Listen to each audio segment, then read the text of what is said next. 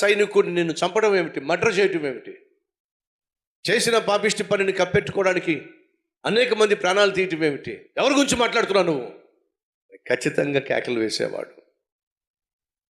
సహోదరి సహోదరులు, ఈ పరిశుద్ధ గ్రంథం దేవుడు రాశాడు కాబట్టి ఉన్నది ఉన్నట్టుగా రాశాడు. ఒకవేళ దావీదు యొక్క జీవితం గురించి నేనే రాయాల్సి వస్తే ఖచ్చితంగా ఈ 11 అధ్యాయాన్ని రాసేవాడిని కాదేమో. ఎందుకని ఇంత మంచి ఆత్మీయుడు ఇంత దారుణమైన తప్పు చేస్తే ఇది కాస్త లోకానికి తెలియచేస్తే ఇది చదివేటటువంటి వాళ్ళ విశ్వాసం ఎంతో కొంత వీగిపోతుందే.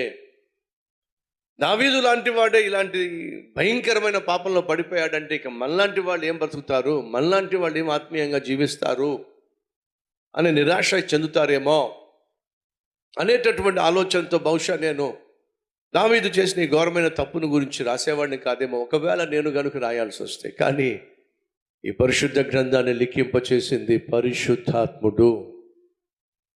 పరిశుద్ధాత్ముడు దేవుడే ఈ పరిశుద్ధ గ్రంథాన్ని లిఖింపచేశాడు కాబట్టి దాపరికాలు దేవుడు ఇష్టపడడు.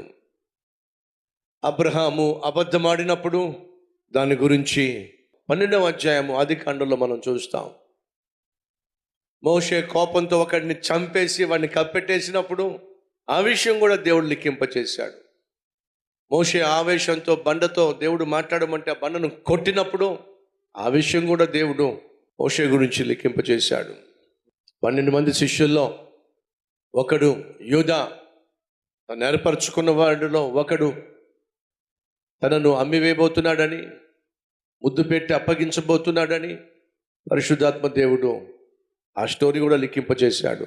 అనగా బైబిల్లో ఒక గొప్ప వ్యక్తి యొక్క గొప్పతనాన్ని దేవుడు తెలియచేశాడు. ఆ గొప్ప వ్యక్తి దారి తప్పినప్పుడు, తప్పు చేసినప్పుడు దాన్ని కూడా బయట పెట్టాడు.